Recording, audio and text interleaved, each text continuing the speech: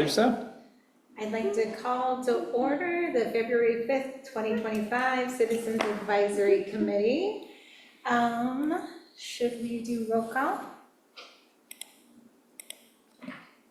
Alrighty. Committee member Knight, Present. committee member Kester, Here. Chair Harrington, Here. committee member Minkoff, Here. committee member Terrell, Here. Vice Chair Barney, Present. committee member Castillo White, Here. committee member Rizzo, Here. committee member Stephenson, Here. committee member Stevens, Here. and committee member Sunderland. Here. Everybody is present and accounted for. Great. Should we do the Pledge of Allegiance?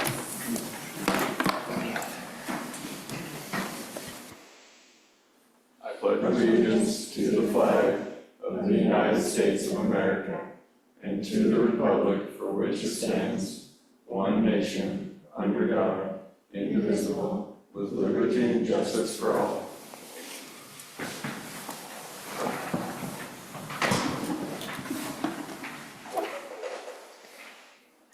All right. I am now going to open up for public comment on any non-agenda items. I do not see anybody here and not seeing. Does public comment include comment from council member or group members, whatever the heck? Committee members. Committee members? Committee members, thank you very much. You do that. Yeah, typically I think that's at the end. Dakota, does that ever happen? Unless he has something he wants to discuss, Okay. you know, like prior to like just a comment at the end, if you wanted, if there's something that, you know, they'd like to discuss throughout the agenda, like throw on the agenda as a last minute like addition, that's fine too. Yeah, that's what I'd like to add. That's what I thought it might be. Thank you very much, Dakota. Okay, briefly, the budget committee for Troutdale has a list, at least the city has a lengthy list of projects that are both mandatory, they've been working on for many years, things that are ongoing in progress, and a number of projects that are discretionary. And it seems that in the budget committee meetings that I have attended, there is discussion about should we do this, should we do that, should we hang drapes on Imagination Station, should we fix the Beaver Creek Bridge, should we, okay, so those are examples of some of the discretionary, apparently, items that are in the budget. They allocate funds for all of the projects, which would actually use up the entire budget of the city. But that is not the way they, in fact, operate. They don't spend money and they don't actually complete every single project on their list. Projects get pushed off year after year. Why am I bringing this to the CAC? Is because I believe it would benefit the citizens of Troutdale to bring that list. First, we get that list from the budget committee, and I would hope we could do that with the help of Dakota. We get that list of discretionary items and communicate that to the citizens of Troutdale. What would you like to see completed? And then we can bring those findings back to the budget committee or city council or whomever and say, yeah, and I think we ought to have some kind of actually voting mechanism on a website, on some manner, some means of actually having citizens vote and say, and we can end up realizing that the budget committee and Troutdale should be focusing on certain projects over other projects based on citizen demand or desire. That's what I'm proposing.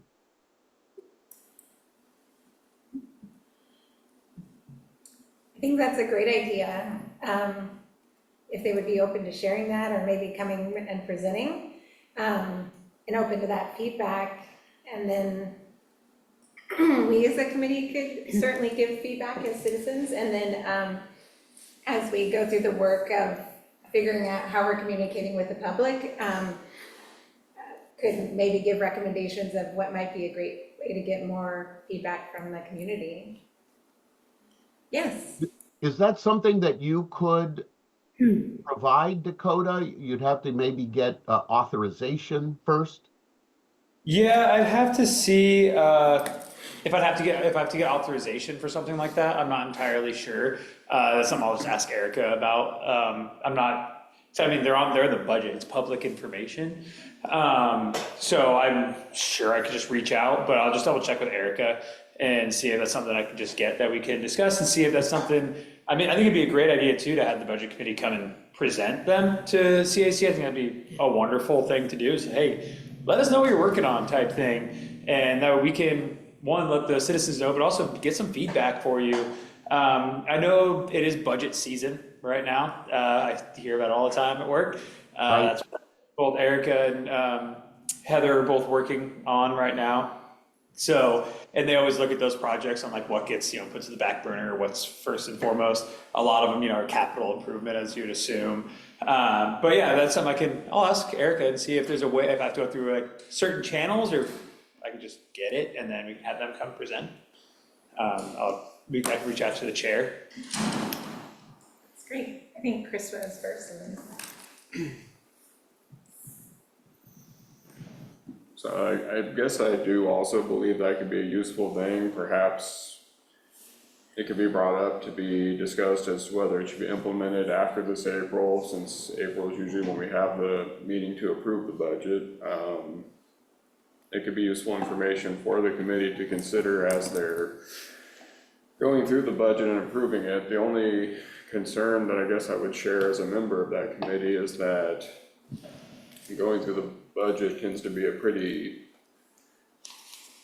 I feel like it's kind of a tense procedure, just because of differences between like certain thoughts by city staff as opposed to opinions of people on the committee, things like that. And it's always very time constrained as far as the ability to share information and things as it is, because the way those meetings go, without getting into a long explanation, is it's basically a massive information dump of the different things in the budget and what's going on where, and then we end by attempting to have a vote where we attempt to approve the budget and be done, or we don't approve it and then continue to discuss to see how we can make everybody happy enough to get the votes we need to pass it. May I respond?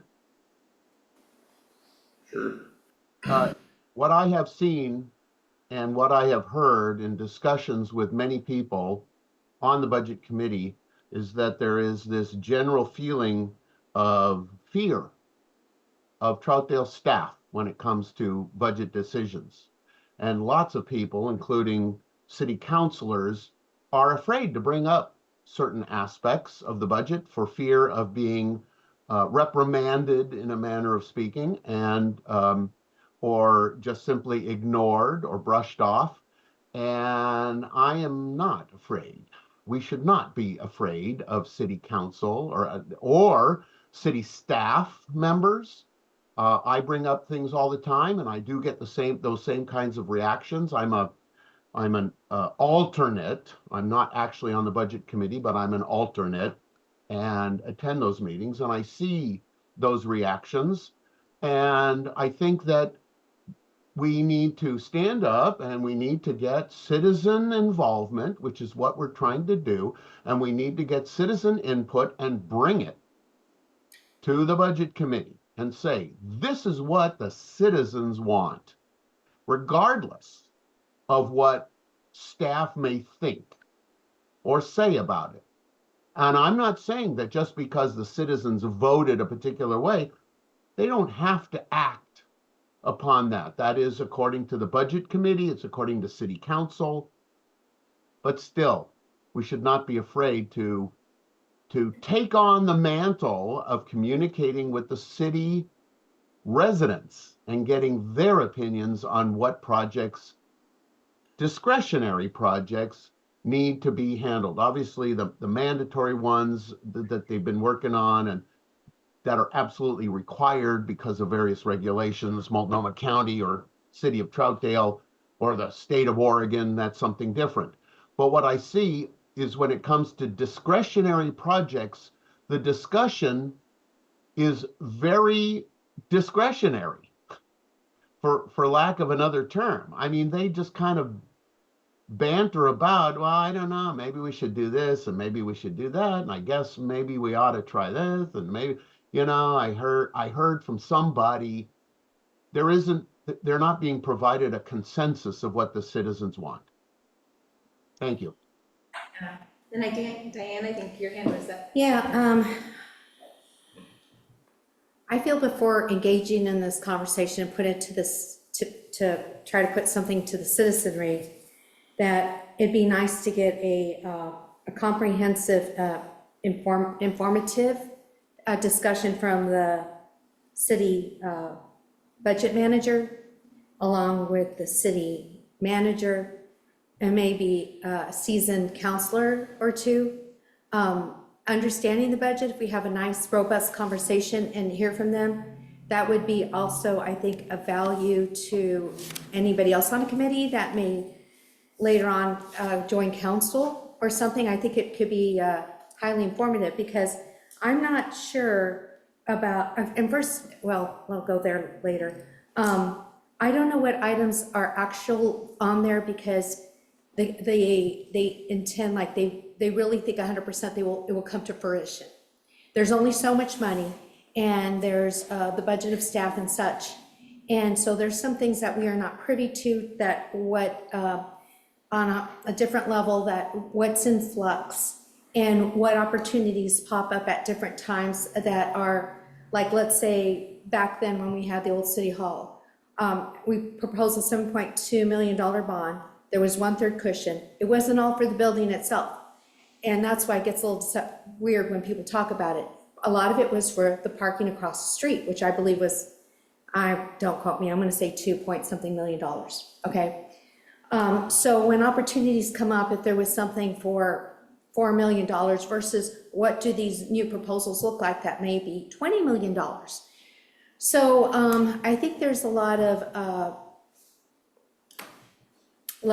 planning level and such that go into that. So I'm not sure, like, I think if we understand it, and then we see if to understand if what they have there is really practical, they really think this is great, this is what we are going for, how do things get on the list, off the list as pertaining to them, and then seeing what's appropriate. Like they said, hey, we have the budget, we have these 4 items, and they're all equally valuable. Let's see what the people think, because we're not sure which one we're going to do, at that point.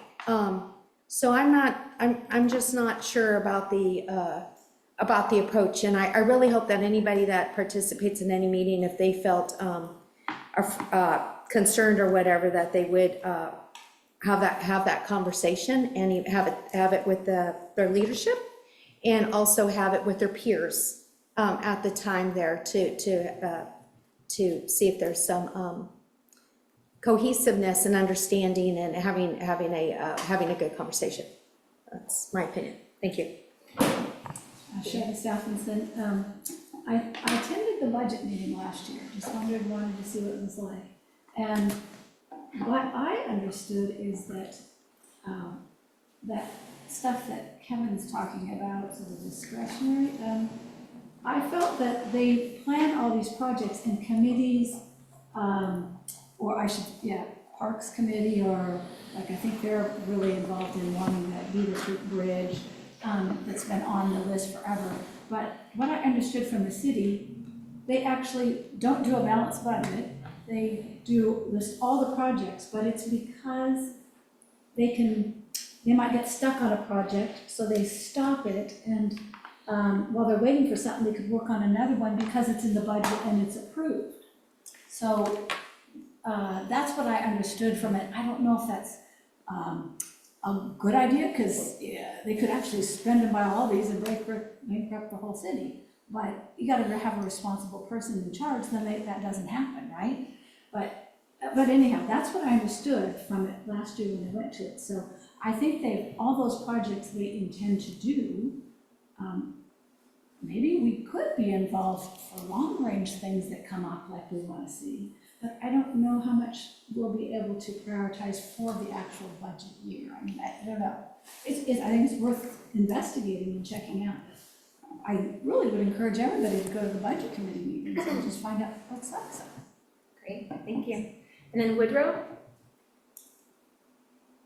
Again, I think don't want to sound like I'm repeating what everybody's saying, but I think there just needs to be a lot more transparency or maybe even education on how something gets submitted to the budget committee, either through the city manager or through the departments, and what the departments are actually doing for getting feedback from the community. I think that's where the community feedback needs to occur, is at the department level, and then the department takes that up to the manager. But I'm not sure. I've never sat into a budget committee. Not even sure I could spell budget committee. But what I'm saying is that, maybe if we learn the process, or share what the process is, and for the people who already know it, maybe we can find the best point, which may be at the department level, maybe at the manager level. It seems like if we insert it at the city budget meeting level, it's already occurred. It's already going down the pipeline, and there's been a lot of homework and a lot of research already done on it. So just trying to get in front of it, which might be at the department level. Not sure. Thanks all. I think that if we had the budget committee, members of the budget committee, like Twyla, I think you said, or that, and we had a seasoned council member come and speak to us, then we would know, all of us would know what that process is. But I think Dakota can confirm that there are various projects which are discretionary, and part of the discussion is what takes precedence. And every year they make that decision. Yes, there's a huge list of items, but among the discretionary items, there is discussion about which ones they should take on first. There is a prioritization that the citizens of Troutdale could participate in deciding. Great. Would you say that's correct, Dakota? To be completely honest, I have not ever been a part of the budget, so I'm not sure. Okay. I can't speak to it. Victoria, I see your hands up. I've been on the budget committee for over 10 years, I believe. Sometimes things are put aside because we're waiting for grants to come to help us complete it, but we have to have that money in the budget so we can get the grant. So if the grant comes through, we have to have the money in the budget. But if we're waiting on the grant, and then we can't keep going on that same project if it hasn't come through yet. So there's sometimes a lot of waiting. We have citizen participation. Chris is on the budget committee. I'm on the budget committee as a citizen. And citizens are allowed to come. They do publish the budget beforehand, so people can go through. I mean, it's hard to go through it all, but people can go through it and come and ask questions. There's always public comment allowed, but I do know that, and I'll use the example of the skate park. We had to take that out of the budget because of the upcoming fire and police contracts. We all the majority of us just felt it was going to be way too much money So I'm just giving some examples. I mean, I welcome people saying things like the Beaver Creek Bridge and things like that. But I know there's a lot involved with grants and other things too. So just to let you know. Yes. So I think to kind of wrap this and sort of tie it into one of the things we're gonna be talking about here in a minute is, I think Woodrow's got the right idea where I'm getting some information about the process and inserting that citizen involvement much earlier in the process. Because anybody who's had to do corporate budgets knows that it's a tight time frame, and by the time that people are actually approving the budgets, it is far too late to really put any input in as far as what is and is not on the budget. So figuring out, getting some more insight into the process and inserting that citizen involvement towards the beginning of it is probably going to be the right way to go. Because the budget committee meets relatively infrequently, as citizen committees go, as I understand it, that we want to get farther ahead of it. Chris? Yeah, and I get that, and I guess just to provide a little detail, probably the best time to start that would be May, because usually the way it works is we meet 2 different times a year. We'll meet in April, and that's when we actually go over the new budget and approve it and all that good stuff. And then we have meetings in December, which is basically just a massive information dump, updates on how things have gone with the budget since we approved it in April and stuff like that. And then rinse, wash, and repeat the next April and so on. Yeah, so, but part of that is gonna be a process discussion, and that can be organized, that we can get a presentation on the nuances and complexities of how all that works. We could get a budget 101 for the Yeah, citizens advisory city committee. budget 101, I'm sure Ray would love to give that talk. Yeah. Well, and one other thing that I would suggest, that this would be something more to bring up to the budget committee, is I think one way to help the citizenry, because I know that the budget is published and is public where they can go look at it, but I almost wonder whether it'd be worth reformatting it to make it more understandable, because having seen a few of these budget books, it's a little complex to understand. Like, there's some segments where there's items where I'm like, why is this here? What does this mean? Because it doesn't seem to apply to that department or thing that it's in there for, and I just wish there was a better way to understand it, but also there would need to be, I think, a more efficient way to prepare it, because I think that whoever prepares the actual document is kind of in a time crunch, because there have been occasions where I found like typos and errors in there. And it was unintentional because I asked about it and was told it was a typo or something, so. Victoria's got her hand back up. Oh, Victoria, thank you. There actually, the state of Oregon does have a Budget 101 class, and it tells you how you go through everything for doing a city budget. They do it online, or you can go in person. So you can look it up online. It's the state of Oregon for city budget, and they offer classes. And you know, part of it's really dry and boring, but it teaches you how it's done. So we joke about it, puts you to sleep, but there's a lot of good things that'll go step by step how it's done. That's really good to know. Thank you, Victoria. How many hours is it? I've gone a couple times. I'm trying to remember. I think it's like 3 3-hour classes. You can do it a little faster online. So It's really good information. So it sounds like Dakota will go back and get us a little bit more information, and thank you for bringing that up, Kevin. Little something for us to think about and look into. Okay. Perfect. Victoria, do you still have another comment, or is your hand still just from the last one? Oh, damn. All right, perfect. We're all good. All right, and I think we got the minutes emailed to us. Did you guys have a chance to look at those and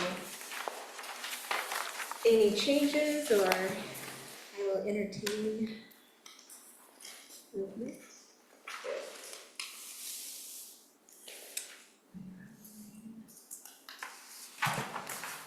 I move that we approve the minutes. Second. All right, all in favor? Aye. Anybody not in favor?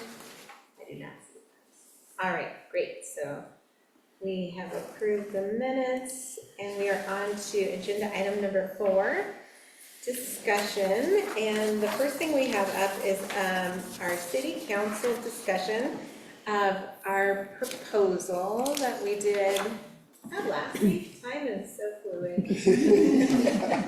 Yes, it was last Tuesday. Yeah, so, thank you, there was, I think, almost everybody was there, which was great to see, and I felt totally supported, and it was great to have people go up and share how the process was going, and I think hopefully the council got a really good feeling of what we were trying to do, and I think we got some positive feedback.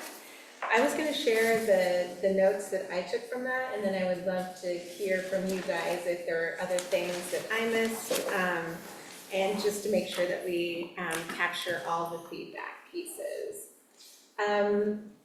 For feedback, one of the things I thought might help clarify our document is adding language around type 1, 2, and 3, and 4, and really delineating the ones that we want to get to be involved in for those. The other piece of feedback that I thought was pretty smart is maybe once we clear that up, we should see if we can go to the planning commission to kind of talk this through some more with them. And then I did hear also when we were looking at the goals for our committee, council did suggest that we remove the neighborhood association kind of work and look more globally. And I think we had a discussion and we kind of moved away from that idea also, but I have to look back at our minutes, and our minutes are a little difficult to follow, so I'm gonna have to watch a video. Yeah, and I heard that feedback from Councilor White, and unfortunately, I have to respectfully disagree with the sentiment there, because while I understand the thought that because we don't have any neighborhood associations per se, and currently in the city, and we're just looking at homeowners associations, that does skew the demographics somewhat. I do still firmly believe that more feedback of any sort, even if it is a little skewed, is better than what we've got now, which is very little feedback and communications. And if we go into it eyes open and know how it's skewed, as any proper statistician will be able to tell you, if you can compensate. If you know how things are skewed, you can adjust other parts of the strategy to help balance things out. I mean, that's my personal thought. I mean, I'm certainly, I know, Chris, you're. Sorry, I wasn't trying to cut you off. or No, anything. that's fine. I was just, yeah, because I know you're patiently waiting to finish. Actually, I want to make sure you're done though, because what I'm Yep. gonna say is No, not I'm done. about the HOA thing. And I think Wiley already kind of mentioned it when you gave us the general points of what happened at that council meeting. One of the bigger things I remember that I think should definitely be a point of discussion for us is I feel like there was some, I don't want to say confusion necessarily, but misunderstanding between council and those presenting. And it seemed like there was some concern that what we're trying to do may be stepping on the toes of the planning commission, and there may be some overlap issues as far as the process of how stuff works, so we should figure out how to clarify that and get past that kind of hurdle. I think that's a good call out. I did kind of feel like that was the elephant in the room, but nobody really wanted to clearly articulate that. So thank you for recalling that. Yeah. Yeah, because I know, not necessarily, in the text of the charter itself, but I know as part of the presentation, and one of the things that I tried to do and make very clear, both to council and to our friendly neighborhood planning commission chairperson, that their fears are largely unwarranted, and that we have no intention of getting involved with the application process and all of the deadlines contained therein. That when there's hard deadlines like that, it's too late for the kind of back and forth citizen involvement that we're talking about. And that what we're looking at is things like legislative amendments that have much longer timeframes, and process changes where we get involved much earlier. And I think we can try to emphasize those things in the text of the charter, but I think what will go much further towards alleviating those concerns is what you said, in paying a visit to planning commission, and having that discussion. Because this is to a certain extent going to be a living document. This will evolve over the course of the next 2 or 3 years as CACs, as we and our successors on this committee try things and see what the information comes back and make adjustments. Yes, Chris. Sorry, were you gonna say something? I'm always. I guess just one question I was thinking about is, I understand the idea behind paying a visit to planning commission to discuss that issue with them, and I have no issue with that. I guess what I'm wondering is, like, suppose we do that and we get things sorted out, then is the idea to then go back to council and take another shot at kind of explaining stuff, or what do we do from there? I don't think that's necessary. I think the primary concern from Councilor White was that we go talk to them and make sure they're on board, because the vast majority of council, along with the mayor, seem to be fully on board with what we're trying to do, and from a conceptual standpoint. And I got no impression whatsoever, personally, if you thought different, but that they disagreed with the general direction that we were going. I think there was full agreement on that. This is Diane. Conceptually, I'm not sure you speak, I've heard a few other things. I just think we need to clarify, because they also I don't know if they got the point that we've been working on this for a whole year, and it was a document of inclusiveness. So we're not just saying HOAs are better, or, to just target them or whatever. It really, I get what he was saying though, everybody, because like my heart is concerned for the people that used to be behind the old Safeway. I've canvassed there for people before in the past, and we never see them here. So, it's just like so I'm calling like apartment complexes, HOA, homeowners or whatever. So I think some people might have meant that, but also understanding heart and motive, it wasn't intended to take any power away from anybody or interrupt the timing or, the other things that we said. It was just to explore and to see, like you had said before, like, what are we doing?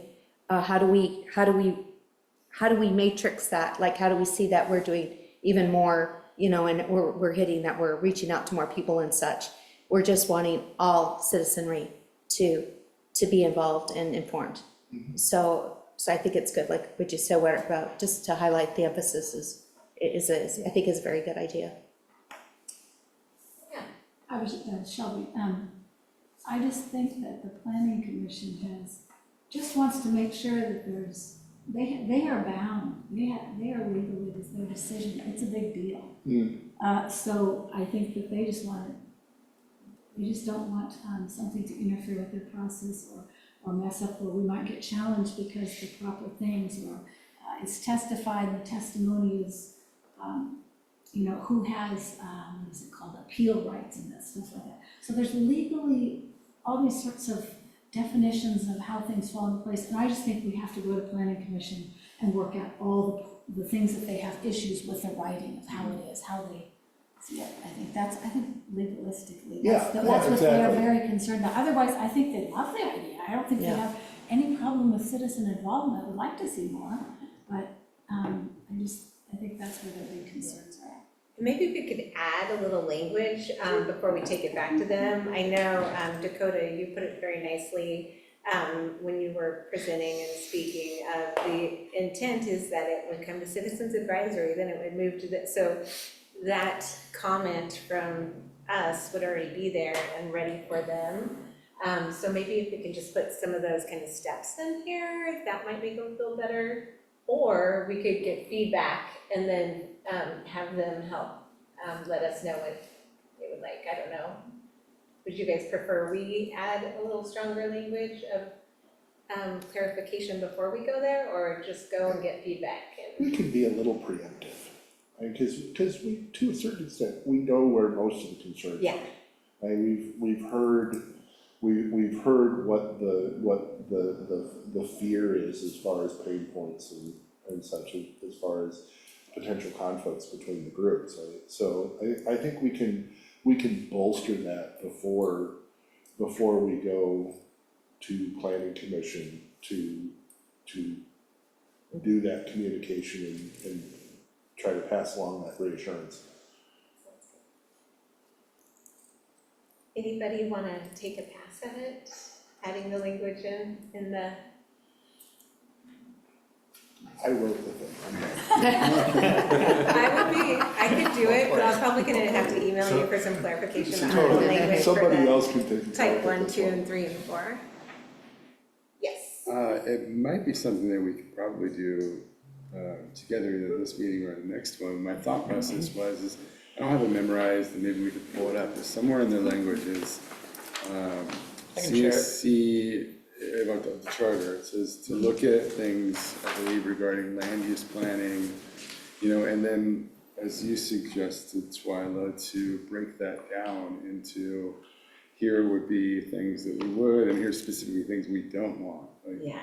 hey, all this stuff you guys are doing, no, that's yours, the ball's in your court, keep it.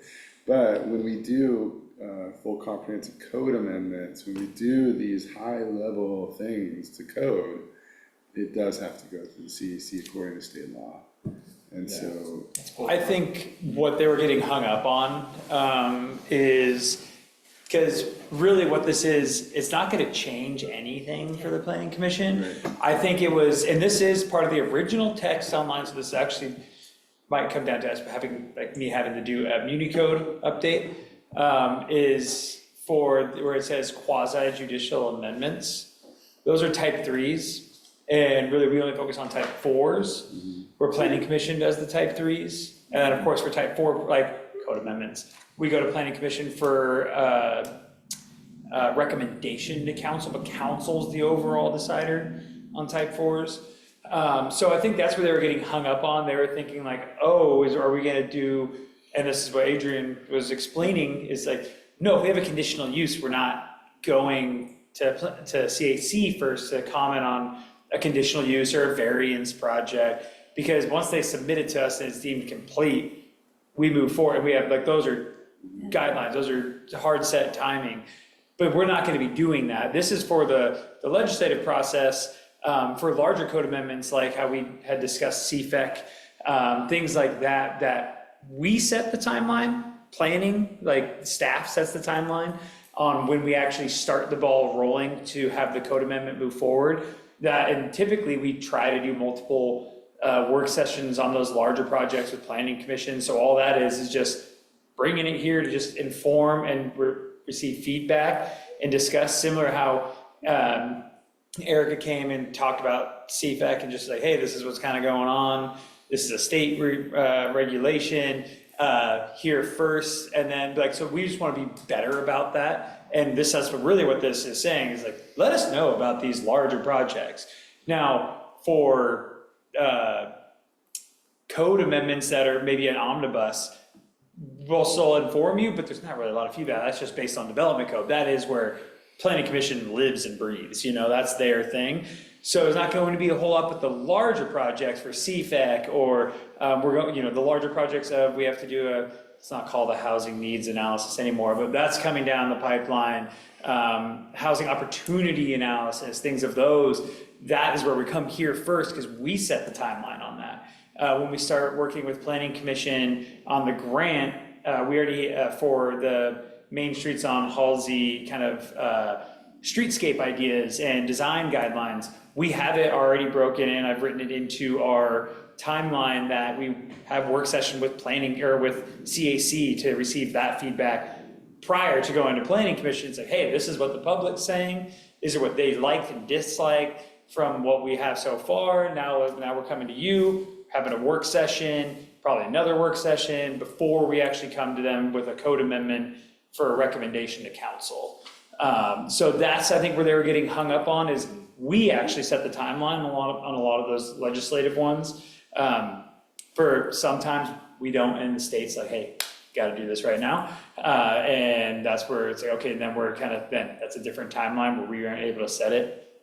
But I think that's where they were getting hung up, is the quasi-judicial language.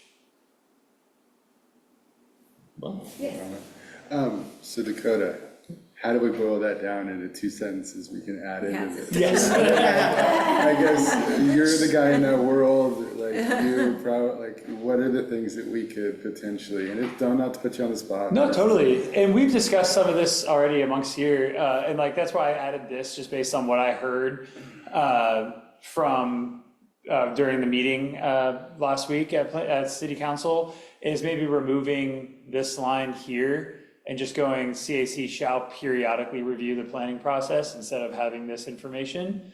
And then maybe changing just this, even though it says it online and it's in our original guidelines in the Muni Code, is changing quasi-judicial amendments to just legislative. That sounds good. Well, and to a certain extent. And that helps. Yeah, because the context of that, those 2 successive sentences in the code, to a large extent, are talking about the same thing. I mean, one is talking about legislative amendments, the other one is talking about quasi-judicial amendments to the comprehensive plan, which are all legislative amendments, as I understand it.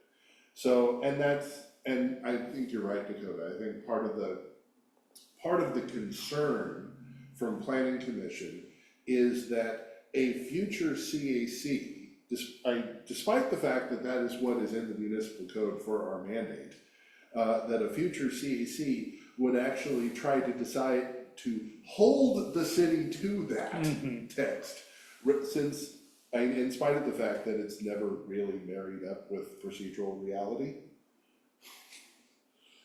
And that's something that we, as staff, since we're all new staff for planning, all within the last year and a half, are trying to like, hey, this hasn't been done right, this hasn't been done right, this hasn't been done right, this has fallen by the wayside. Let's get back on track and follow the procedures that the city has laid out, that we're supposed to be following, that have just been kind of brushed off. And I think that right there is a little easy. I'm not sure, I was like reading through just briefly, I'm not sure exactly where we should put about types, because really what we're focusing on is type 4s, and that's just legislative. And that's what's going to come to here. And that's what the discussion starts here with all that. It's part, like I said, for that grant, it's written in, is that as part of our community engagement. And then I've also been speaking with Erica. We haven't nailed anything down exactly yet, but we want to come back to CAC, like, what do you think would be a best way that we can expand on this outside of here, but utilizing you all for like the citizen engagement portion, the citizen involvement, and like to get more information, more eyes? Is that, holding like a evening meeting at a local business to get their takes of try to get all the local business? Is it a flyer to like, hey, submit Shelby, your presentation last week was really great on what, like, the information that you received, and that was bringing a bunch of ideas to Eric and I. Like, that would be great to like just get feedback from citizens on, design standards for downtown. What would they like to see? This is kind of what we have laid out first. Is this good? Is this bad? Something along those lines. We want to bring it here and kind of give you all the idea of like, take this and run with it because we need some help with getting public engagement here. But that, of course, when you have that more nailed down, we'll be coming back to you all with an idea of what we're kind of looking for and what do you guys think about that idea and how do you think we do it? Because you'll notice any city you go to, public engagement is the most difficult aspect to receive until it's too late. And that's everywhere. You always hear that. So we're just trying to change the narrative. The staff that we have is just trying to change the narrative on that a little bit and be the most well-informed city as we out there. Has there been any research, or is there any city that feels like maybe nobody does an excellent job, but an okay job? It just feels like it'd be great to have some evidence that.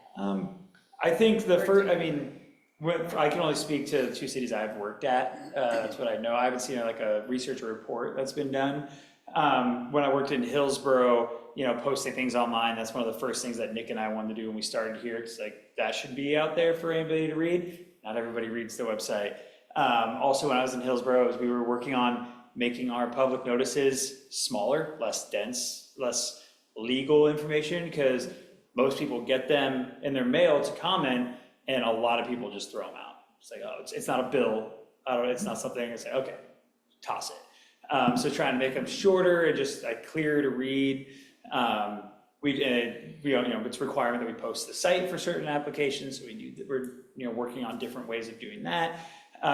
So I think it's just I think the best thing that's going over and above so far is having our page online. And then I know we discussed last time is can we get it posted to, say, our social media whenever we have something, just post it like as a post on like our Facebook.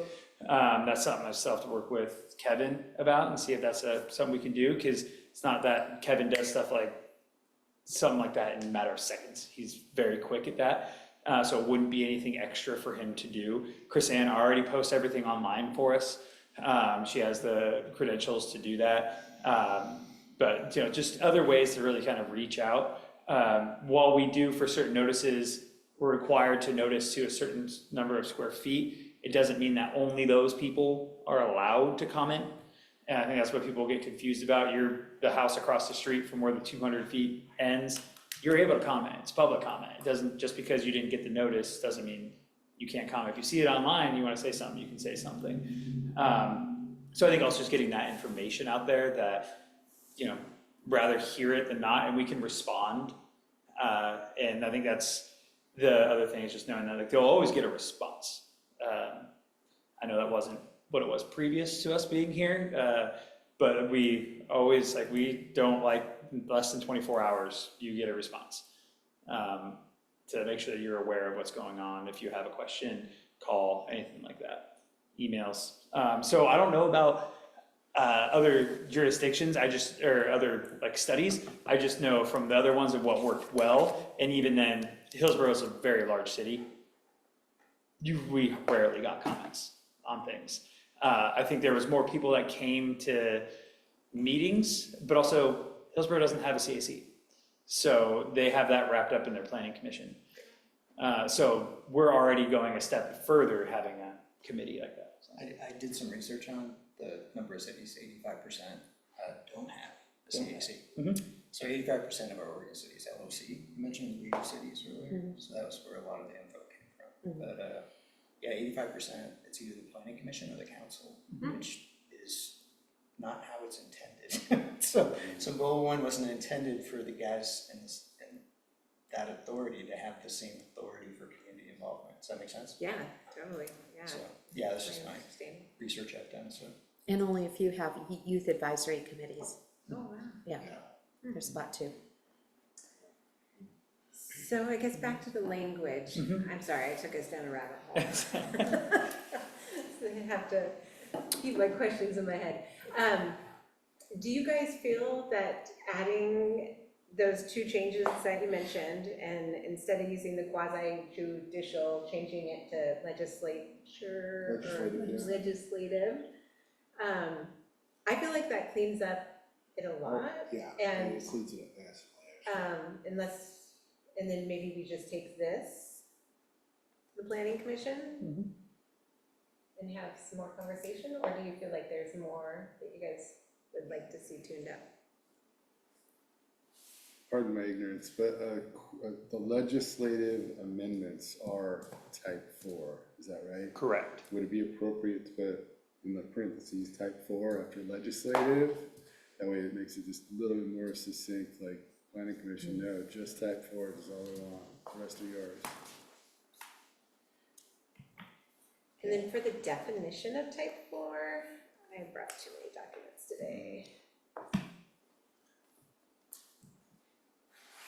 Is that outlined in this, or where did I? That's in the development code. It's in the development code. I'll pull it up really Okay. quickly.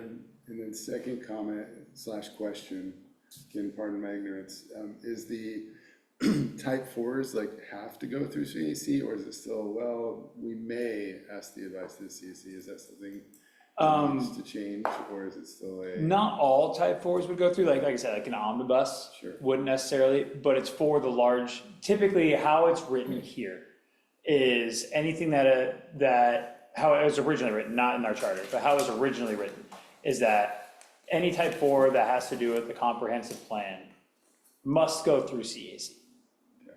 So if it doesn't have to do with comprehensive plan, then it doesn't necessarily have to. Oh, gotcha. We're trying to expand it to be, maybe not necessarily all type 4s, because there's some, like, if I gave you the presentation on the omnibus, just seeing where I changed written out, or 12, which is a number, to written out, and then 12 in a parenthesis, doesn't really affect anything that we do. It doesn't affect the public. We didn't do any substantial changes, because those are just cleaning up the code, making it uniform. But the substantial change is something that we are trying to bring forward. So, for example, again, going back to that grant that we have, that's not a comprehensive plan, but we like the citizens' feedback. The CFAC stuff isn't comprehensive plan, but it's going to directly impact citizens. So I think that's what we as staff are, and that's what I think is kind of written in here, is bring those that are going to affect us, like the people, let us have a comment, let the people comment on it. Would CFAC then technically be in that second line there, a major amendment to land use regulations? Yes. Okay, so Yes, then that is exactly. covered in there then. Then that's exactly what it is. That is a major, because we're Okay, completely changing our parking standards based on what the state requires now. I was speaking a little bit earlier about the FEMA guidelines. That's not a major, it does affect citizens, but on a much lesser of a scale. And we're adding one line. Basically what we're doing is we're requiring an additional report that needs to be submitted as part of your submittal requirements for a floodplain development review. So that's minimal compared to CFAC's going to have drastic change. With the street design, design standards, that is just, what do we want to see? What do we want it to look like? In my mindset, just me, not being a full-time resident of the city, but my mind is like, I want to try to bring that design standard of downtown and expand it across 257 down Halsey. But that's just me. That might be very different of what the people of Troutdale actually want to see. And that's why we want to bring that here to get that feedback and have that be wrapped into the feedback that then we give to planning commission, that they work through, work out, and then move forward down the road and see how we can best do that within the code. So here is, I'll share this one now. This is just the definition. This is, yeah. Type 4, this is the procedure. I guess I can go up to here too.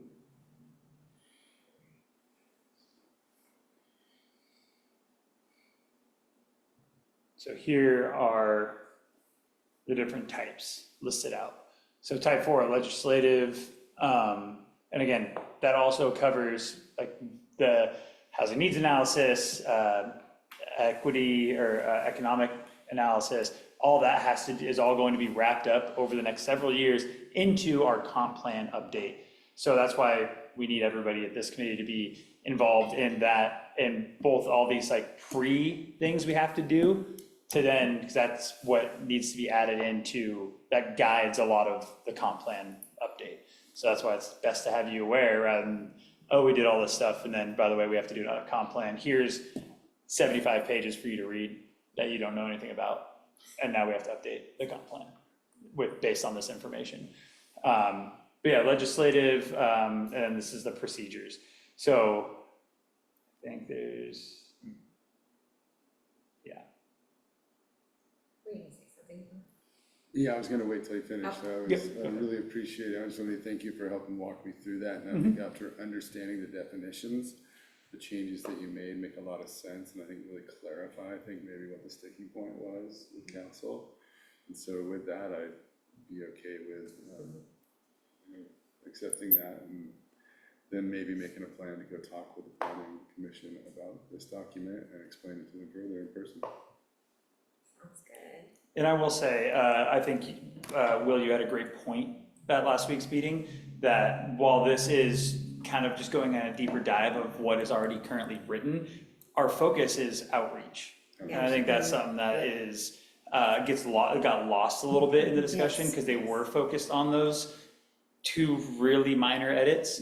And then the other one, thank you to Paul, pointing out that it should say 2 rather than 3, or 3 rather than 2 years. I made that edit as well. But I think that's something that's really important to really get across as well, is that this is there for how we know what we're doing here, for any, in the future, all new members understand, but really our goal is outreach and getting responses. I think you should quote that now and then add that in the conversation when it goes to the city, because that really will resonate and help with understanding that what we've been doing for a year. Yep. Okay. That's where it all started from, was Right. outreach and public engagement, you know. Yeah, and two-way communication too, which is I mean, we want to hear from the populace, we want to hear from the citizens, but we also want to be a conduit or help enhance the conduit of information going back out. Because I know, I mean, we're in a time where there is a lot of frustration, both in committees and in council and planning, about some of the stuff that we don't have any choice about. And being able to clearly communicate why we don't have any choice about any of this stuff, and why, yes, we know you're not happy about this, but our hands are tied. And that's stuff that does not always get communicated clearly to everybody else. Dakota, are you able to, later this week, email out the updated charter? With that language? That would be great. And with that, just so I'm clear, do you want me to go ahead and make all the changes so it's one clean document? That would be Rather than having the amazing. bold and the lines, just, it's a clean document then, and then I'll send it out to everyone? Yeah. Because I think we have gotten past the point in the presentation where we needed to define, this is the original language, this is the new stuff. Especially considering that the vast majority of the difficulties was with the original language. Which, when I was writing all of this up, I was very intentionally not touching. But maybe that, in retrospect, that was not the right approach to take. I think we and then I would be happy to reach out to the planning commission chair to see when we might be able to get on an agenda, and then hopefully it won't be next month, but if it is, email you guys in the interim so that we can all for it again and be part of the conversation. Does that feel like an okay plan? Not seeing anybody online. Any other thoughts? All right. Great, because I think after that, then, after we talk with them, I think it's ready for us to move forward with our adoption final of sign-off. it, you know, Yeah. will go through, and I'll put it on Troutdale letterhead when I send it out as well. Great, Yeah. thank you.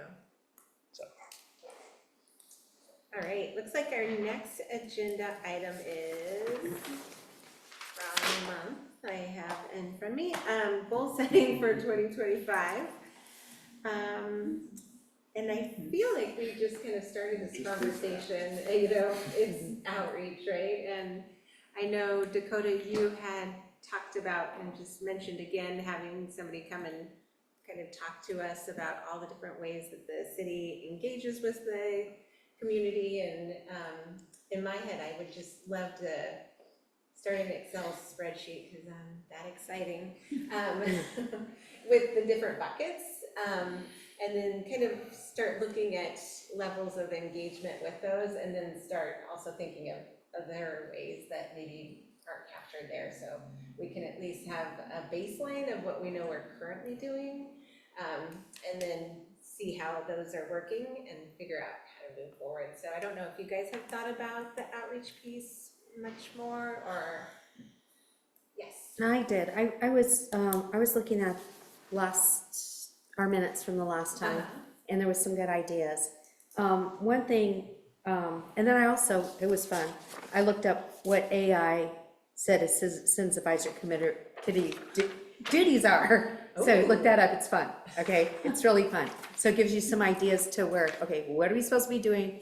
And it's good. But one thing for communication, I was thinking that if on the champion, because that's only quarterly, we can have a page, or Kevin, they can post like everything you learn on a Facebook post. Like, we're telling them, what can you see on Facebook? Because I was looking and it was showing our meeting, and you could click and then you could get more information, you could get agendas and stuff like that.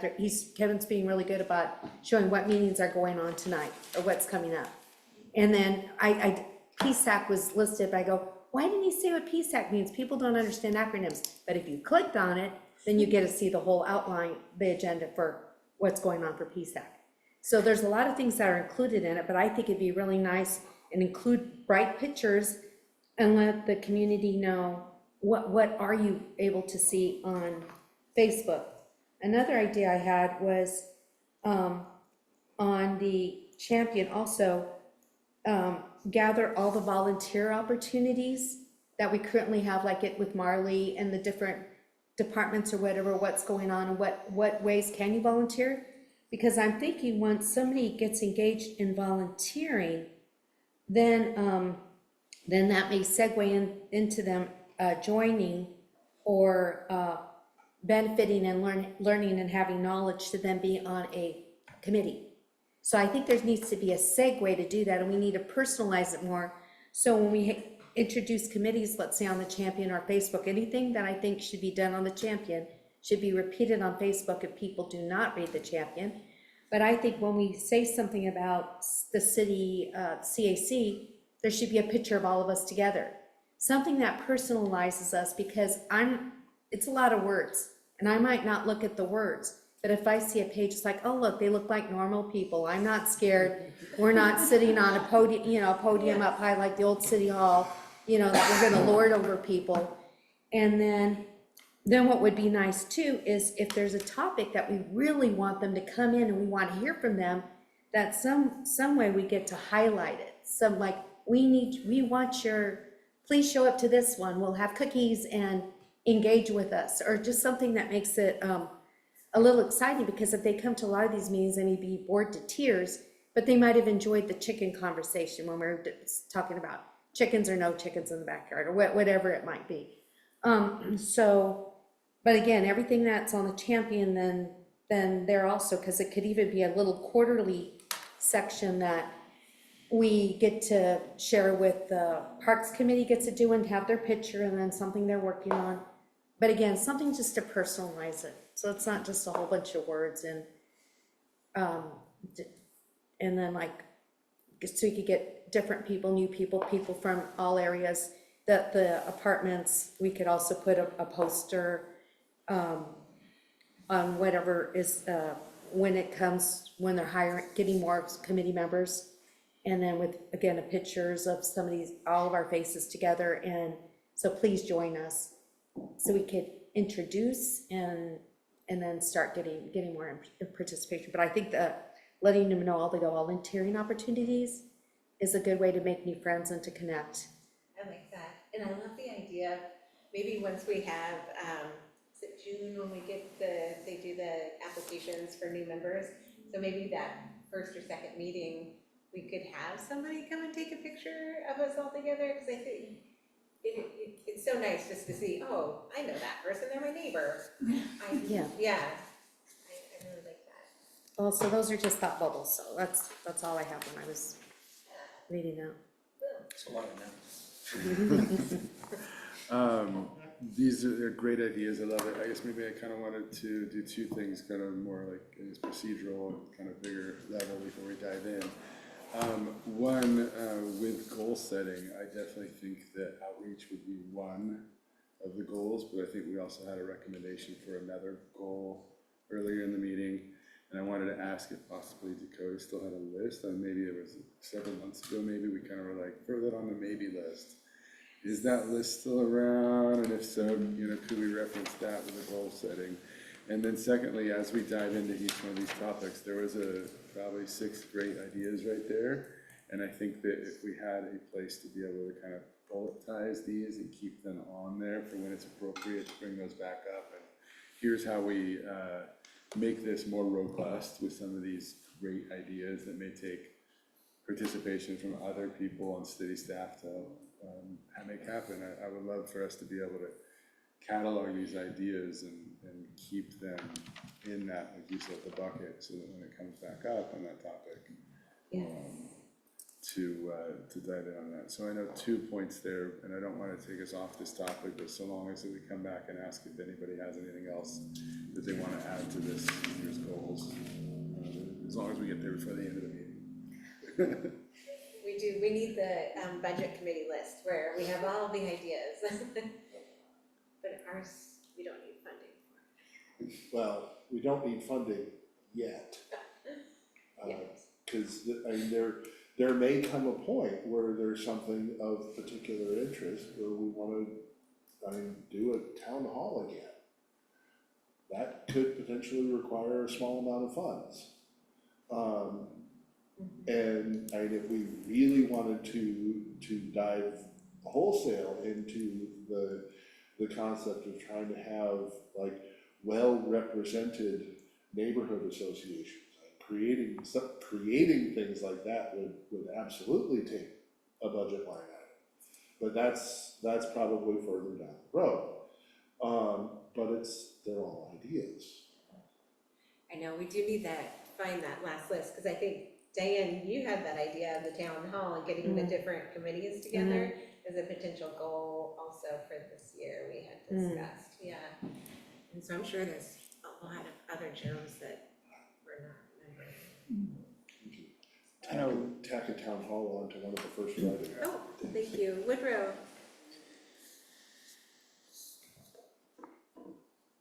Hi, yeah, my hand's been up for a little bit.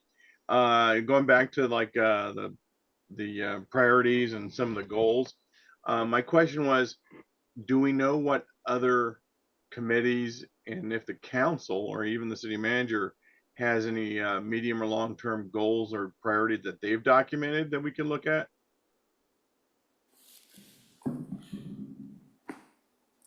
I'm not entirely sure about council. I know planning commission briefly started to they floated the idea to start discussing goals for the year at the last meeting. So I'm sure that'll come up at next week's meeting, just to kind of go deeper. I haven't looked at the agenda yet, so I'm not sure if it's on there, but I know the chair had said, first meeting of the year, start talking about goals. Last year, theirs was cleaning up the code. The omnibus was the ultimate outcome of that. So I'm not sure which one. I know staff has goals for every committee, but that's just things that we need to do. So it's like, okay, it involves all the committees. So it's not a direct committee goal. It's just things that we have to do. It's like, hey, getting the grant finished up, the parking stuff, like those things are just things that we know we're coming down the pipe. But it's not necessarily a goal for the committee that they want to work on. I was thinking more like 3 to 5 years. If there's any documentation, and again, not just for planning, but if council or if Ray, city manager, if they have any 3 to 5 year plans that they have thrown together, you know, even in a working scenario, something that we could look at to kind of crib off of. I don't know if Twyla, do we ask Ray if he's got something? I don't know. Well, So I do appreciate that, Dakota. It may not be one of our goals. However, several of those items that are possibly on your list may take up 1 or 2 meetings this year. And so it might be good to kind of on the calendar or on the quote unquote goal list for 2025, at least understand what some of those big rocks are that we're gonna have to fit into that jar around with all of our other stuff that Totally. we're gonna try to do on the side, so. I know the big one right off the top of my head is the CFAC, Right. or not CFAC, is the design standards. We have, see if I remember where I put everything in here. But I know we have, because I already have a rough outline, it'll probably change, because when we initially submitted, we got the approval later than we were expecting. So this timeline's slightly off, but let me see if I can find where I put it. So I can give you an idea of the months that that we want to come here, and then also work with you all to come, like I was mentioning earlier, come up with ideas. it makes me wonder, Will, if we need kind of like a larger strategic plan. So maybe what we do in between this meeting and next meeting is collect all those ideas, and then we bring the Dakota's list also. And then we can prioritize what are the musts, the nice, I hope we get to it. And then see how long that we think that will take, so we have an attainable goal, that we can be successful with. We're gonna be spending the next 8 months going over a comprehensive plan. Yeah. And we're not gonna have time for much of anything else. I mean, the things that we're going to have to review. And then our other strategic stuff will be part of that. Does that feel like an okay way? I can look back through the minutes. I feel like it was 3 or 4 months ago when we started talking about the goals, and see if I can capture some of those. And then I'll throw it into a document and we can look at it next meeting. I'll send it off to you, Dakota, whatever I find. Yeah, that sounds Okay. fantastic. And I'll put together a list of things that we know are gonna be coming down the pipe. And then Diane, I took notes, but you said a lot of really great things, so I don't know if you have any dot points you want to send me. Sure. That, Yeah, I'll I add that. have it Thank you. written out, yes.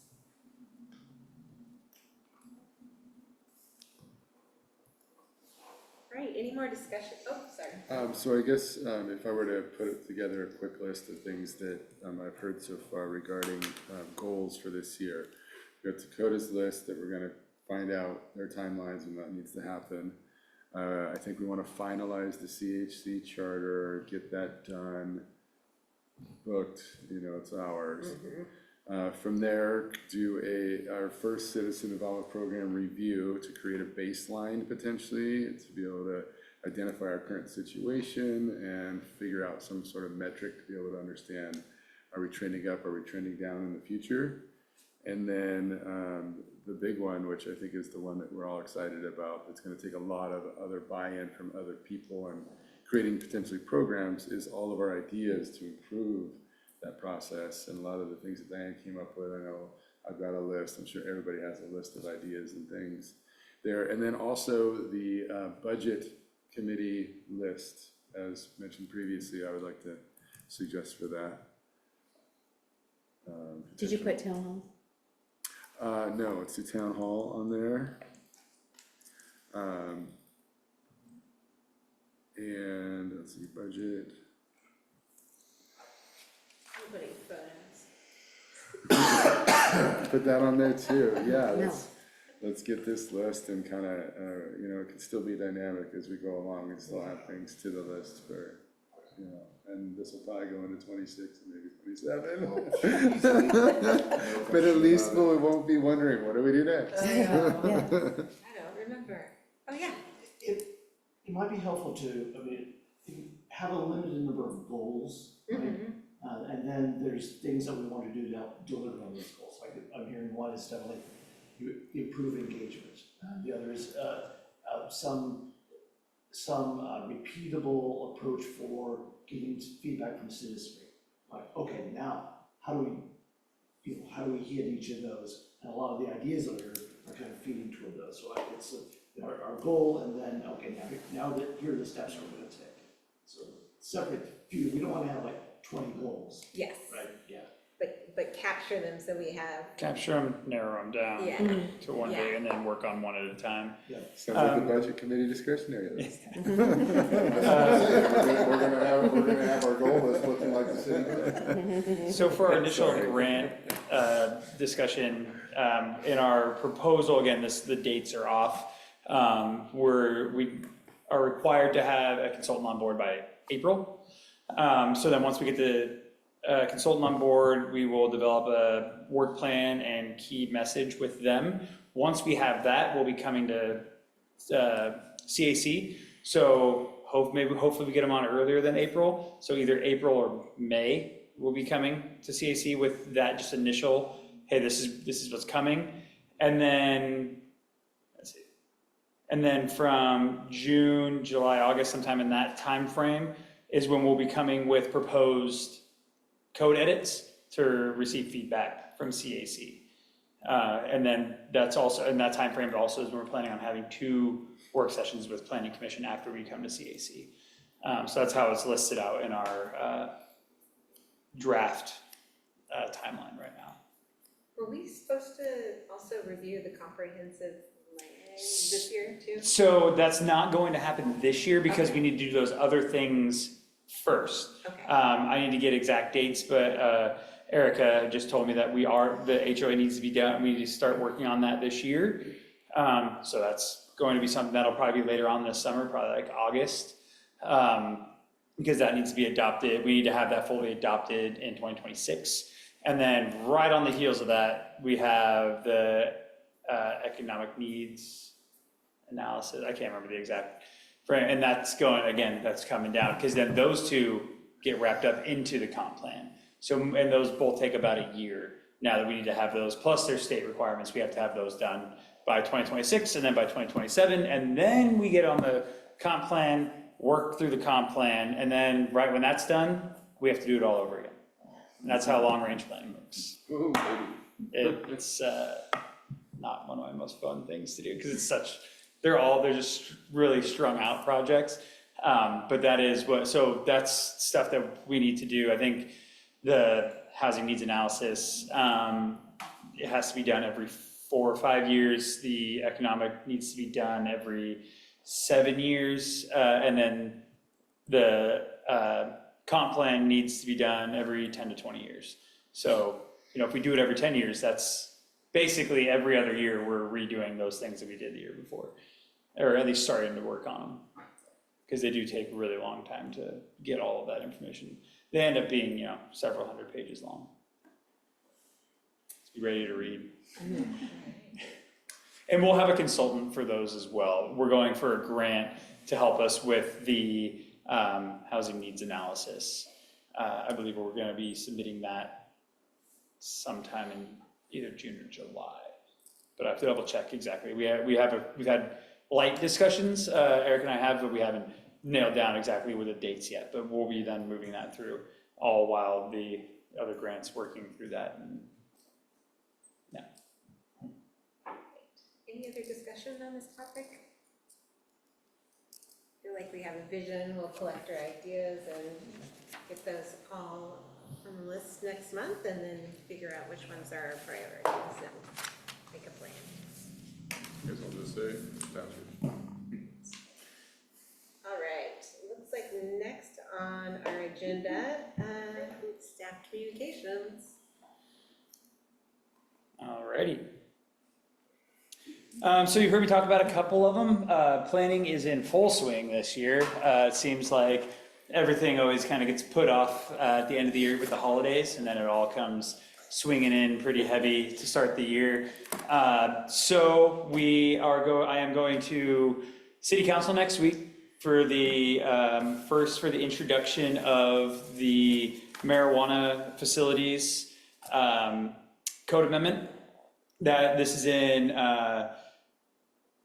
is due to the recent vote that came out. I think it was 26-248, the ballot measure, where the ballot measure was to ban marijuana facilities. That was the ballot measure that was remanded back to the citizens. That measure failed, so we edited the code in 2023 to ban marijuana facilities to be in compliance with that ordinance that was passed by council. Now we're going back through and reversing what I did in 2023. So now we're conditionally allowing marijuana retailers in the industrial and commercial zones. Basically, nothing's changed as far as what the code was previous. We're just turning it back to how it was. And adding another little line that encompasses the community college as a school within the definition. So that's part of additional requirements. So that's going to City Council next week. Planning Commission next week for recommendation to council is another code amendment for FEMA regulations, pre-implementation compliance measures, PICMs. This is in response to FEMA notified the staff in late August that they are going to be requiring these PICMs that every city or community with 100-year floodplain needs to implement. Staff, myself and Nick sat in multiple webinars, meetings to pick which one. There are 3 PICMs. You could either not allow any development within floodplain at all, adopt FEMA's model ordinance, or apply it to a permit by permit basis. After sitting in webinars, work sessions on each of those items, and then large scale just discussion, question and answer sessions, city staff decided to go with the permit by permit basis. We already require floodplain development permits, so that's the easiest route for us to go. I will say our standards in the city are stronger than most because we do follow the VECO standards, plus our floodplain guidelines are pretty intensive. So they're already pretty strong, but what this requires is, long story short, FEMA had some legal issues over the last 10 years almost, where they were sued by some environmental groups for not implementing the marine fisheries. Oh, there's another acronym there. Saying that they're not following the Endangered Species Act. So FEMA had guidelines that they were running through. They got sued again from the number of environmental agencies because they were taking too long. So now this is FEMA's response, is that they're passing the buck down to communities to implement these PICMs. Basically what the PICMs is that what we're now requiring is along with the floodplain development permit, a long list of requirements. We're adding a 12th requirement. They have to submit a flood habitat analysis and ensure that mitigation is done to a no net loss standard of habitat. So for those of us that were speaking before the meeting, this also applies. There's a whole nother section for coastal because they saw that it was having work that was being done in floodplains was having an effect on salmon, other fisheries, and as well as whales. So this is our response. FEMA gave us until they didn't roll out any of the they didn't roll out the model ordinance, I think, until late November, and we had to make a decision on December 1st. And so and it's also, along with this comes a lot of reporting that staff has to do on a yearly basis on top of our current reporting. There was some legal discussions regarding this. The governor had written a letter to not move forward until we get more information. Basically, that's still going forward, whether or not this is considered clear and objective, because there are a lot of questions that are still to be answered. But if we did not move forward with a pick'em, then the city would be removed from the community flood insurance program that we are currently in.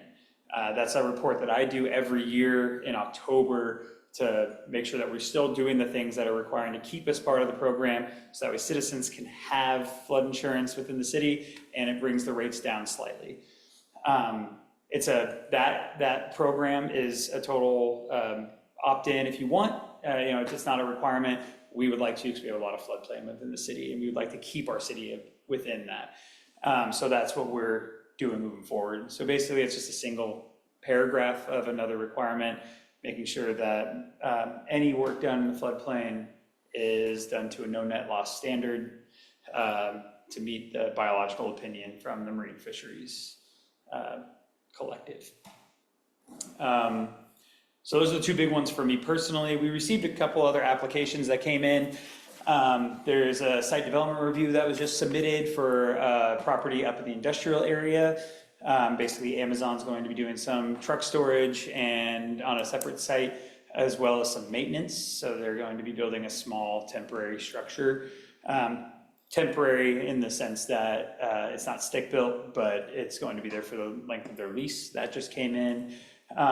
Nick had another site development review. I can't remember exactly what it was. I can pull it up though. That he is working on, because that one just came in as well. Oh, come on. Let me just pull it up really quick. We have a lot going on. Oh yeah, for materials handling, this one just came in. It's for material handling and storage, also up in the industrial area. So it's a storage yard. He's working on that one. And then we just received a conditional use application that will be going to Planning Commission more than likely next month for a property off of 257th. To have that property be used as a human service, which is the actual use is going to be a child daycare facility.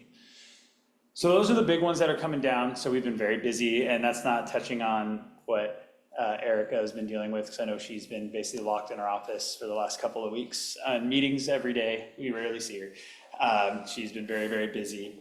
A couple other just brief updates that I will share with the Old City Hall. For those of you who aren't aware, all I can speak to is that Away Days has pulled out. So the developer is still down there. They're working with the city on a plan to get that to completion, but Away Days is no longer going to be going in there. So the brewery is no longer going to be going in. The other notice is that with Move, for those of you who are Move members or any other members of Move, they sent out a letter saying that they're closing down their small little Move that was over there in the Cherry Park, and that they're asking members to go to their Southeast Portland location. Again, can't really speak to a whole lot. I mean, that's what we know, so I can't speak anything else other than that. What I will say is we don't have any information from them regarding the larger build. We haven't heard from them. We have no idea what's going on with their permits, but they're going to have to reapply if they do want to move forward. So I believe they're all expired. Any questions? I know there's going to be a lot. I'll start and go around the room. Okay, Away Days Brewery, so does that revert back to city ownership? That is a discussion that's going on currently with Ray, Heather Jones, our building manager, and the city attorneys on whether or not they're going to try to take back the building, or if they're working with them to get it completed and then have, hopefully find a tenant to go in there. Oh, a different tenant. Yeah, so Away Days is gone, but it is being built out as a brewery, so the hope is that they'll bring in another one, but again, the developer is still working to finish it. So, because how it worked is the developer they bought the building and then Away Days was renting it and they were like part ownership. Away Days is pulled out because it's taken some time to get to the point where they're at now. And now they're working with the city on timelines to move forward. And hopefully have a tenant to go in. So there's some sort of language in the agreement that we still have some control over what finally happens there? Yes. The city does, I mean. Yes, Good. yeah. I feel like we need a distillery. I had a call a couple of months ago about someone wanting to come into downtown for a distillery. And then they would have like a tasting room and like little thing. And that was we loved the idea that it was possible. It would take a lot of retrofitting with fire. And to make sure, for any sort of fumes and things like that, not impossible, but we haven't heard anything back. Would have been a great idea. The location would have been perfect for it, because it was a very small scale distillery. So I think that would have been great, but we haven't heard anything back from them. That was several months ago now. So I'm not sure if they moved on or if they're trying to work through all the information that they received from building and fire. So my question was, I've been following the Move Fitness saga for a few years, just because it seemed too good to be true. But I noticed on social media, the letters that were posted said that somebody was moving in and that's why they had to move out. Have you had any new business licenses for that area, or? We have not. I know building it called them to see, but I'm not entirely sure because that's something we needed to know. If someone else is going in, we need to make sure that they're doing tenant improvements, they need to, receive the building. So I know building reached out, but I'm not sure what the answer was there.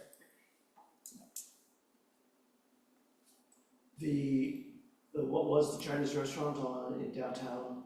Looks like they've started the demo. Mm-hmm. Is that improved to that little boutique hotel I think you mentioned? Yeah, so that's moving forward. They're starting on the demo there.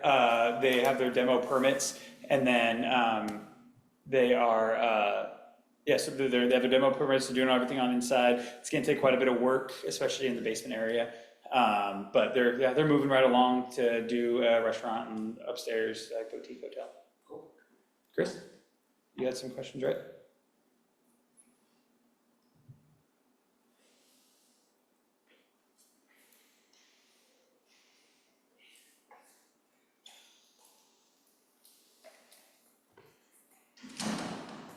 So I guess I just wanted to clarify to make sure I understand with the Move Fitness thing. So I'm fairly familiar with that outlet, and I'm just wondering, so are they just completely leaving the outlet, or how's that working? Because I know they're in the building that was Safeway, but I saw they also had a little section of a building not connected that's in the outlet. Yeah, so the building that was Safeway, they're apparently still working on. It was the small little subset, like their little offshoot building that they had that was open while they were under construction. They're now moving out of that location. So they'll still be in the one that was Safeway? They're still technically in there, yeah. So again, I don't know how far they are out from being finished. Last I heard is a lot of the work's done, they just need inspections. There's a couple things that still need to be completed, but we haven't heard from them in quite a while. I would say almost a little over a year. Yeah. As far as building goes, we've heard they came in and dropped off the letter to us as well, so we can notify those who call. There is a number, if anybody wants to know, that on that letter, there is a number to call and talk and ask questions to their direct, I think it's the direct manager. He is taking calls and answering questions on what's going on, as far as that small one, but I'm not sure if they're talking about anything about the larger one. I just noticed that it's been idle for quite a while. Dead space. Am I at?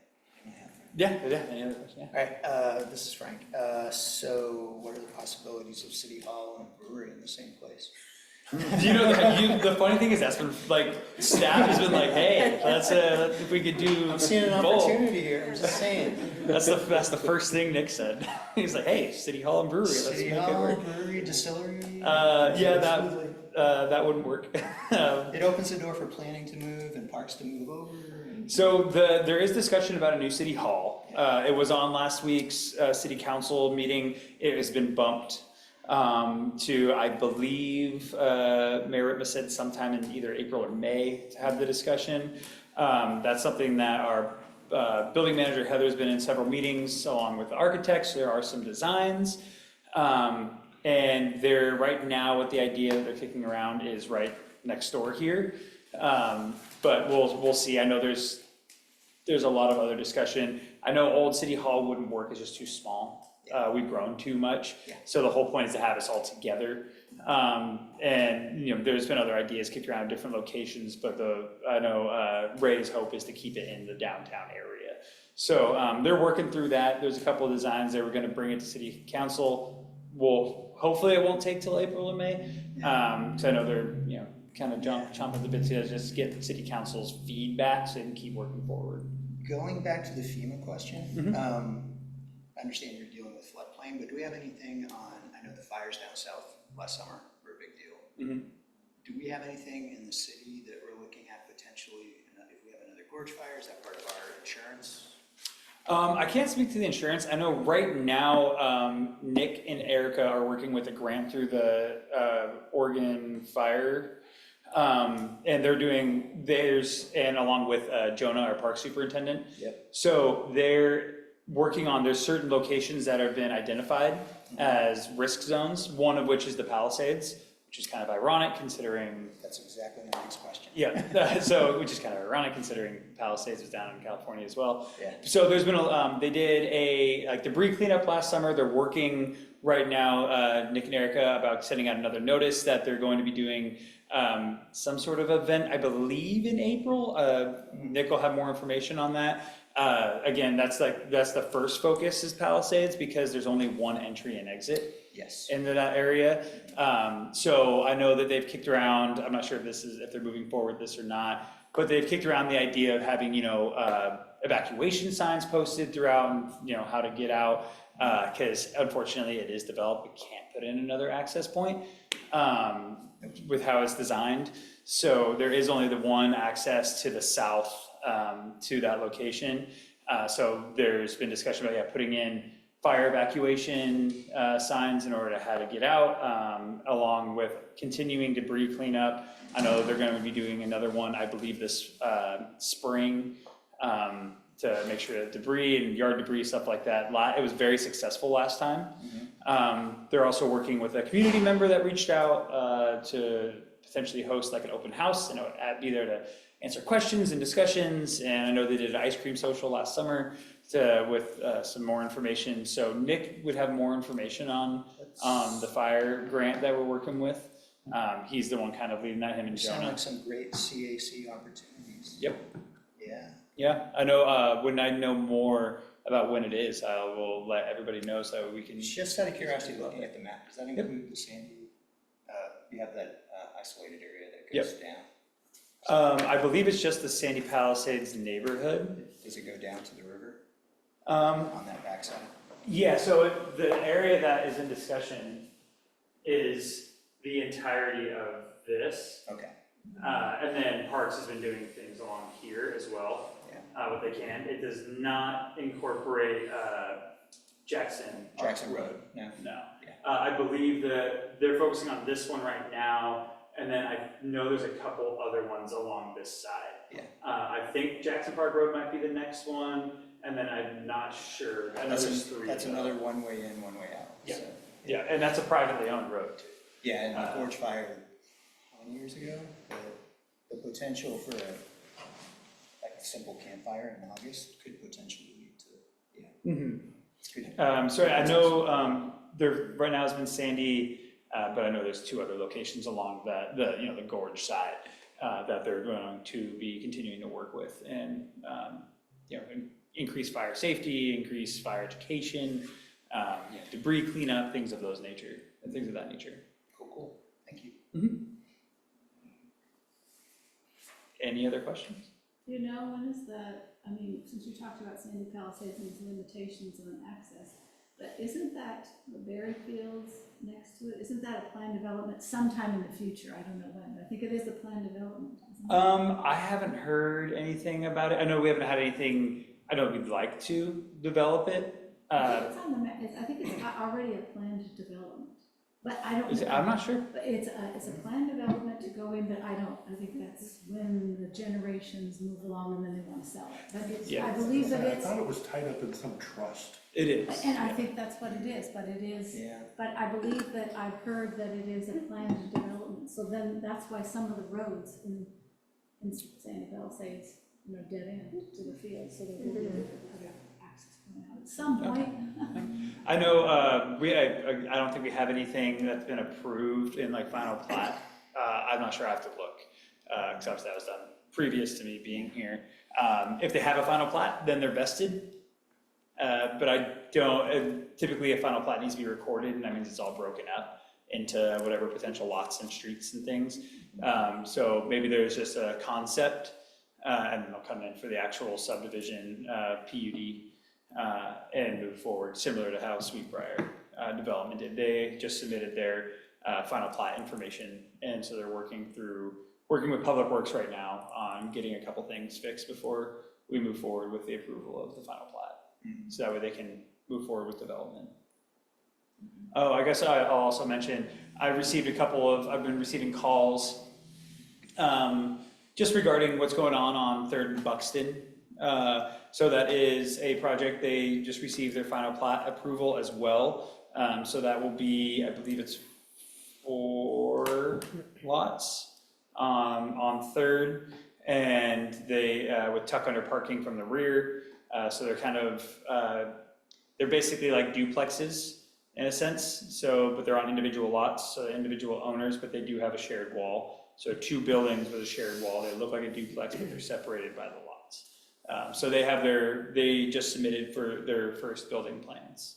Is that the little lot that's right over here? Yeah, the That gravel. they tore up the street and created a speed bump? Yeah, there's so many there now. Yep. Yeah, Public Works has been in discussion with them about that.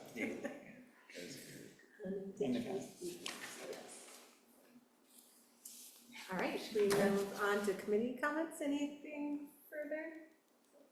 Okay. Well, let's go ahead and I'm gonna start online. Kevin, do you have any comments? I spent all of my time at the beginning of the meeting. Thank you very much. Yes, thank you. Woodrow? Hey guys, I'm sorry I got a little laggy, so it's kind of fun watching you guys go really, really slow, and then, for 5 seconds go really, really fast. Sorry I missed last week. I had an unexpected trip down to Arizona to check on my boy, and everything's okay. Just want to make sure he was doing okay after a breakup, so everything's fine. Sorry I missed you guys. Thank you. Victoria? I emailed everyone the link for the Budget 101 classes. Thank you. So, and I don't know did you want me to try and get budget people to come and talk before April? Because budget's in April. I think we're gonna start with Dakota just reaching out and asking a few questions, and then we'll reconvene at the next meeting. Okay, because like Chris said, it might end up being after April then. And that might be okay. I mean, it sounds like it's well underway and. Yeah, but everybody can come to the budget meeting. So. Sounds like fun. Anyway, that's all I have. Thank you. And Paul, I didn't see you joined us. I didn't know if you had any public comment on our agenda items. I didn't see when you jumped on.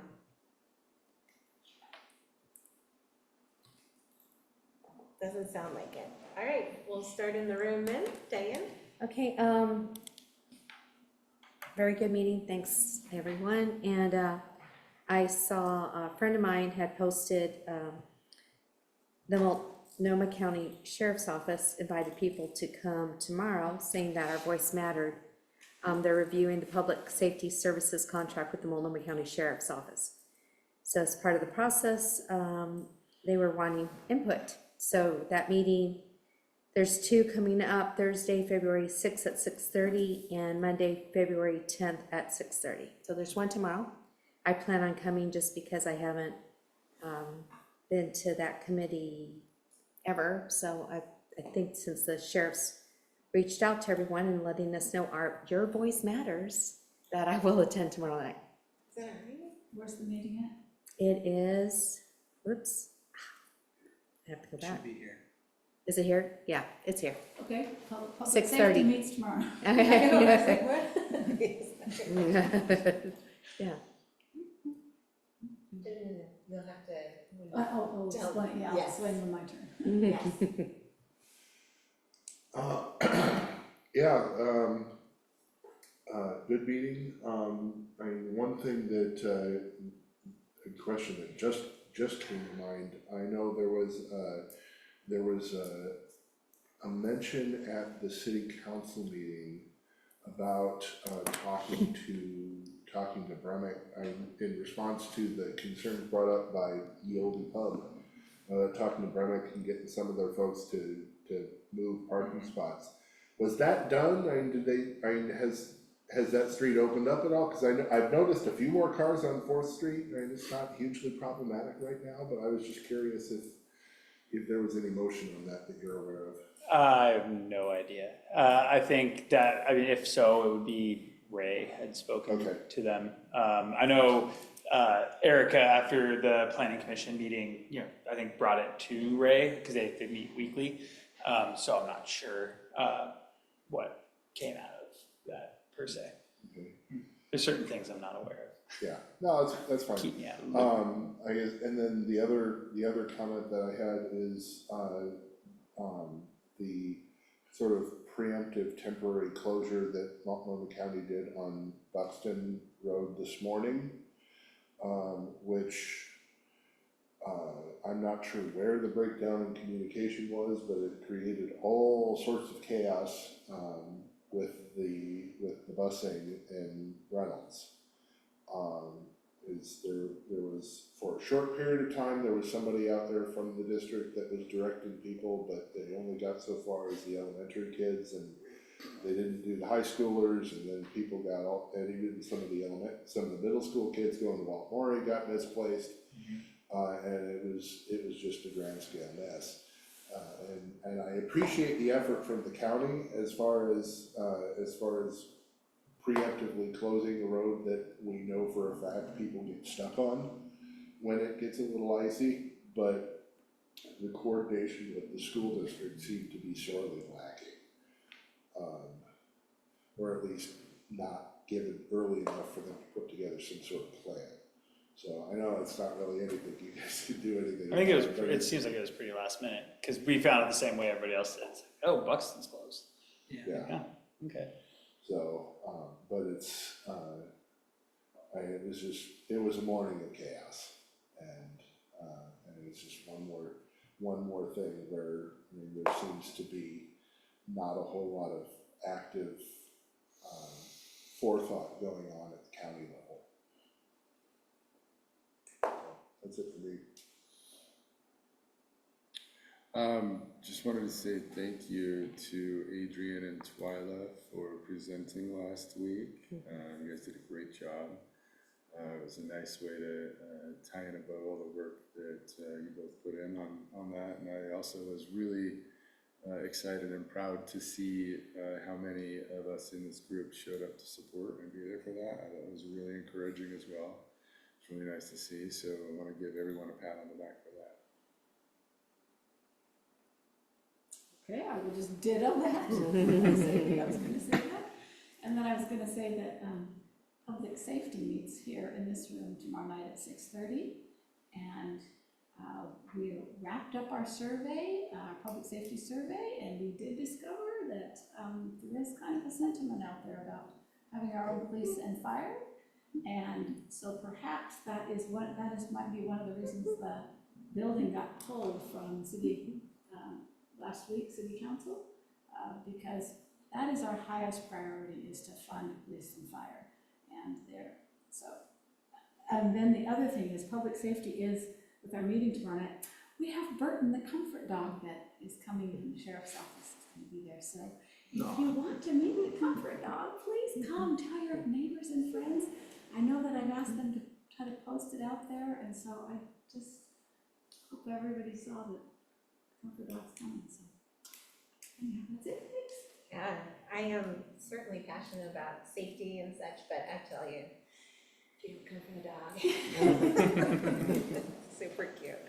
Go ahead. So I'll say thanks to everyone for another great meeting, and I agree with Will's sentiment of thanks to Adrian and Twyla for presenting to the council at the last meeting, and Dakota, I know you were up there too. So yeah, I think that's about it. I guess since our next meeting will be after that, I guess I'll also just say just for fun, happy Valentine's Day.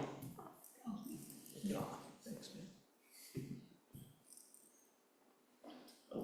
Yeah, I won't pat myself on the back for last Tuesday. Yeah, sorry, on Tuesdays I commonly have to work kind of late because of colleagues in disparate time zones. But thank you for going and presenting, I do appreciate that. Not really a comment, but a follow up on the whatever is happening tomorrow. That tickles something in my memory about wasn't there a significant price increase from Multnomah County for the services, like a 40% jump or something? Yeah, okay. There's a lot there. There's a lot there.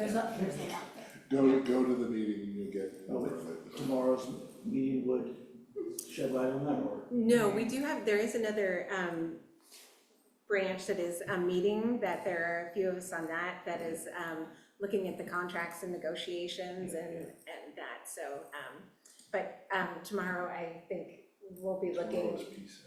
Yeah. Yeah, we will just be wrapping up the end of our survey. We probably, we had gone over in our previous meeting, our presentation that we presented also at city council. So we were there to present at the last city council meeting our results from that survey that we had done.